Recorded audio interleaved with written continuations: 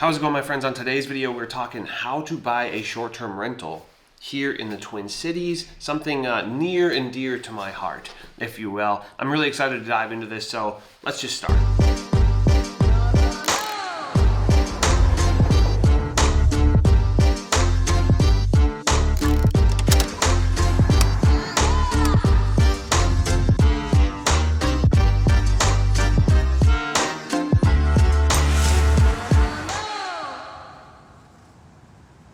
How's it going, my friends? My name is Jesse Lynch, and I run the hardest working real estate team in the game. We're called To the Twin Cities, and you can check out our website, tothetwincities.com.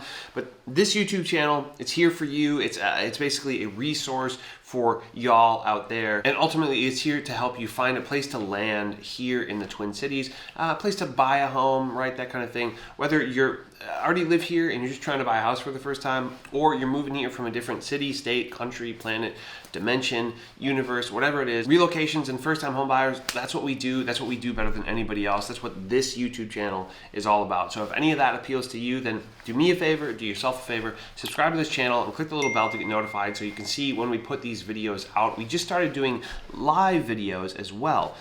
Weekly lives, calling it To the Twin Cities Live. Very, very clever. And basically, we're doing a deep dive into certain topics. A lot of them are going to be neighborhood based. If we put out a neighborhood video that week, we're going to dive into that neighborhood even deeper on the live video, as well as other topics that seem worthy talking about week after week after week. A lot of stuff would get pretty old, but trying to find the stuff that's important. Please join us on one of those. You can engage, you can leave comments, you can ask questions, and we will do our best to answer those questions live, on the fly. That's all just super exciting for me and the whole team. But as always, if you want to work with us, get a hold of us and we will crush it for you. I promise you, we will crush it. Nobody will work harder for you than we will. You can go to our website, tothetwincities.com. We have a contact form there that you can fill out. It'll take you like 30 seconds. Or you can just shoot us an email directly to info@tothetwincities.com. However you want to do it, all good. And we look forward to hearing from you, look forward to ultimately helping you either relocate here, buy something here, and of course any real estate transaction at all, we're happy to help with. But shall we dive into this? I'm excited about this. It's such a cool topic, and I don't know, it's exciting to me because I'm sort of going down that path like really aggressively in my own life. So how to buy a short-term rental in Minnesota, let's hit it. Okie dokie, let's dive in. So a lot of these steps are going to be really similar to just buying a home, right? I should have another video on this channel. It might be a ways back, just about like how does the home buying process work. Maybe I'll re-up that video as well sometime in the near future, just because I probably have gotten better at videos. And the first steps are pretty much the same as if you were just going to buy a home that you were going to live in. And so basically, number one, reach out to us.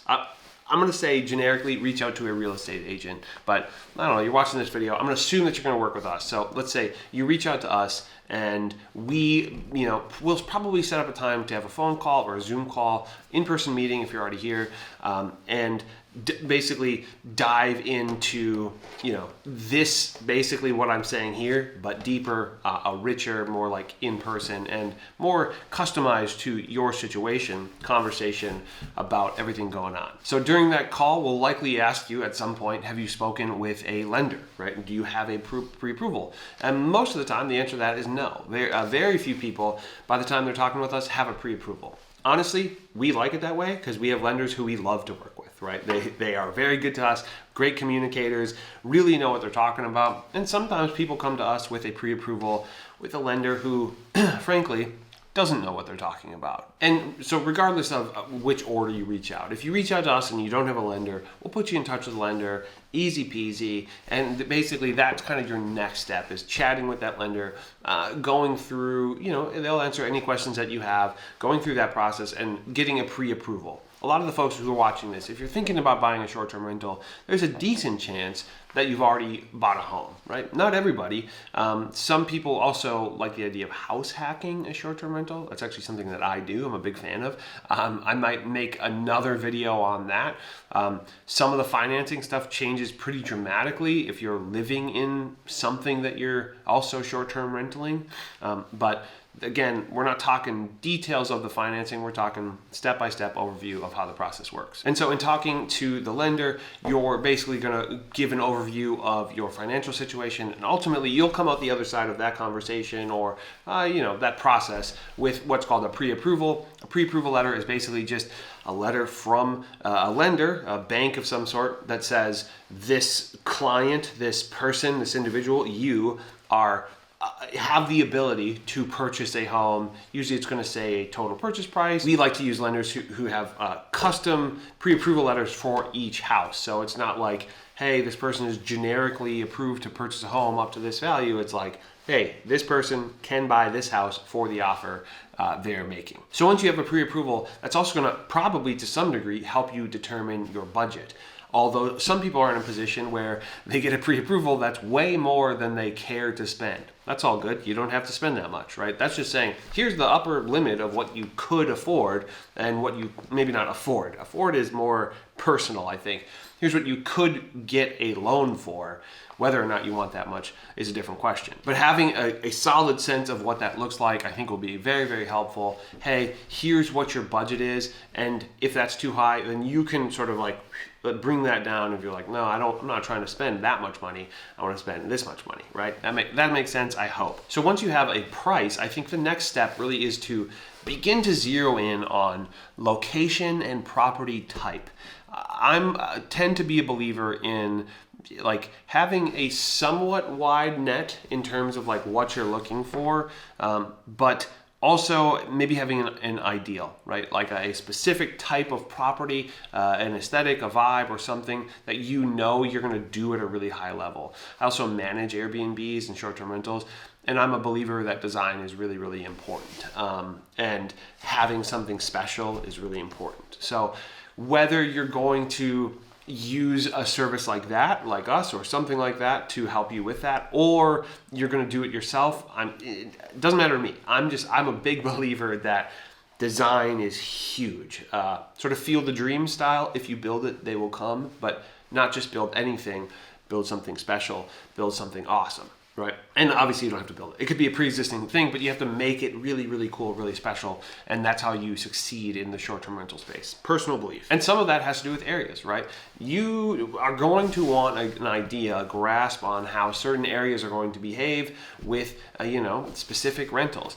If this is a short-term rental that you're buying just purely as investment, then you can sort of take emotion out of it. You can just really kind of get down to brass tacks, try to determine a place that makes the most sense for a short-term rental financially. On the other hand, if it's a short-term rental that you want so you can use, if maybe you're coming to the city or you want to go out further, right? Then the use case of it, whether it's personal use as well as short-term rental use or just purely short-term rental use, then I think those use cases will help you determine where it ought to be, right? And I suspect either way, it'll be a fairly wide range of places, but ultimately having a firm grasp on like location and all that stuff will be extremely helpful and will really begin to help you narrow in. Otherwise, you just might have too many possibilities, and that can very often lead to analysis paralysis, basically just where you can't make up your mind because there's too many options, right? And so the next step, once you have that figured out, you're going to be able to get homes that will fit the wider criteria, right? We'll begin sending you homes that fit a wide and fairly generic criteria in terms of bedrooms, bathrooms, square footage, that kind of thing, a unit type condo, single family townhouse, that kind of thing. And then of course, location. And once you are getting those, that's kind of the fun part, right? That's kind of when it starts to get fun, right? It just begins to get like kind of exciting. You're getting homes that you know you could afford, right? You know that you have a pre-approval for, and you're like, all right, let me see. Does this work? Does this make sense? You're looking at properties and homes and whatever, and you're also sort of cross-checking that with your understanding of, will this do well here? What are other things going for? You're underwriting those homes in a quick fashion, right? Typically, like a quick underwrite where you're like, let me see this. All right, this home costs that much. That means the mortgage will be this much. ballpark, do I think it needs renovations? No, maybe not. Yes, okay, if so, how much? If not, okay, then what do I have to do for furnishings? How much is that? All right, and then let's take that and look at what do I think, will this be booked up solid? And there's a bunch of ways to do that. Again, I'll probably make another video on that, but you're underwriting the property. Will this be booked? How much will it be booked for? And will there be reasons that it will cost a lot to maintain because of the type of home or something like that, compared to the nut, the mortgage expenses and anything like that? Will you be greater than that, and will those numbers make sense to you? Will your return on investment work out if based on this general and probably somewhat conservative estimation on how much it'll be booked? And then if it does work, right, if you're like, all right, that could be a good fit, then you kind of get to the really fun step, in my opinion, which is when you go look at properties. You're actually stepping in the property, seeing, will this work? And it's been my experience that almost always it takes quite a few to get to one where you're like, okay, that will actually work. Very often you show up and you're like, it's not quite what it seemed like, or maybe this would work if there were very few renovations involved, but in fact it needs a lot of renovations. That is tough, right? We also do virtual showings, so we can save you some of that, especially if you don't live in town. But we're happy to go do a virtual showing for you, lay eyes on it, sort of point out the flaws and that kind of thing, to basically save you some of that time. And then if you like it, whether it's a virtual showing or an in-person showing, if you like what you're seeing, right? If you think it's compelling and you think the numbers are going to work and you're not going to have to renovate a huge amount, then you're putting in an offer. And as far as what it takes to get an offer accepted, the market changes, it's dynamic, it's fluid. And I also don't like to talk about that in videos because I want our people to have our expertise, the folks that we're helping. I don't want somebody to be able to watch this and then, the clients that we're helping are going up against people that kind of have all the knowledge that's in our brain. So you make an offer and let's say it gets accepted. Congratulations. Now you're in what is called a due diligence period. People call it a bunch of things, inspection period, and all that, which is sort of a subcategory of a greater time frame known as escrow. From the date you're under contract to the date you close, that period is known as escrow. There's also things called escrow accounts. They have something to do with it, but they're not the same thing. Escrow is just this time frame. And the first 5 to 10 days, let's say maybe 3 to 10 days, is usually a due diligence period. It depends on the contract and how you wrote the offer and all that. 3 to 10 days is a due diligence period or an inspection period, right? And you'll be able to lay eyes on the home. Again, whether you're in town and you're able to just drive there, or you want to fly from wherever you are to check out the house, that is a really good time to physically get in the property to where you could back out if you need to during that due diligence period. That makes sense? In this sort of due diligence phase, you're also going to be doing other things like making sure the area is what you think it is, right? Especially if you're out of town, that's a really good time to do that. Drive the area, check it out, maybe go to, the commercial core if there is something like that. And really just get a sense like, okay, do I think this is going to work? And I would also say dive deeper into the financials. Does this in fact work? What is the heating source, right? Is there a cooling source? Does any of that mess with anything? Any of your expenses? Are cleaners going to be difficult to get? Or, all that stuff. You're going to dive into that part deeper in that due diligence period because there is going to be a sort of a point of no return, right? Or a point of consequence if you go past that. So you're really going to want to make sure that you feel very confident in this purchase beyond that point. And once you're through there, you're on to underwriting, which is basically a mixture of a couple things. Number one is appraisal. This is all stuff that the lender has to do to make sure that you are in fact capable of buying this. They're going to dive deeper into your financial situation, and they're also going to hire an appraisal. An appraisal is a third party who is fundamentally, the way I see it, they are trying to justify the loan. They know the loan amount. They go look at the home and they say, does this purchase price make sense with this home and the previous homes sold around it and all that. They're pulling up comps, comparable properties, and comparing it to the home. Again, trying to justify that purchase price. And if that all checks out, if your financial situation is as sound as you represented it to be, and they don't find anything wacky, and the appraisal comes back, supports the value, they say, yep, that seems like a solid purchase price, a good loan amount to give out based on this home, then you get to close on the home, which is when it's fundamentally yours to do with as you please within the law, and you can then begin sort of the next process, which would probably be getting it ready to use as a short-term rental, furnishing, renovations if need be. I think that's the exciting stuff. Personally, that's the stuff that I love. I love to design and renovate spaces.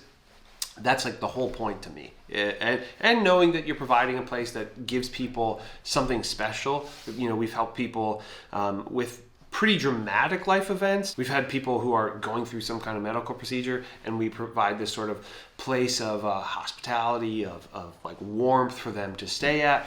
And we've had people, doing really fun life events, going to weddings, all sorts of things. And, our place gets to serve as their core for that. I think that's so exciting. I think it's so satisfying. And yeah, just a big fan of being able to help people do that. But that is fundamentally, an overview of how this all works. Again, if you want to work with us, we'd love to help. You can go to our website, tothetwincities.com. We have a contact form there that you can fill out in like 30 seconds or less. I actually also run a company called Made Rare with my buddy Paul, who's actually working on getting a general contractor's license. We've renovated places. We partner with people. We just manage short-term rentals for people as well. So we can really be pretty holistic and full service as far as this all goes, the short-term rental space. So that's just kind of an aside.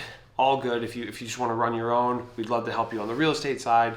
And yeah, my feelings will not be hurt, because I do think a lot of the people who get into short-term rentals do it because they have a passion for the design, the hospitality, and that kind of thing. But a lot of people just want a place that they can visit from time to time, and they don't want to deal with all the overhead, at which point a company like mine, Made Rare, could be a great fit. All right, any hoozle, again, you can reach out to us at info@tothetwincities.com or just go to our website, tothetwincities.com.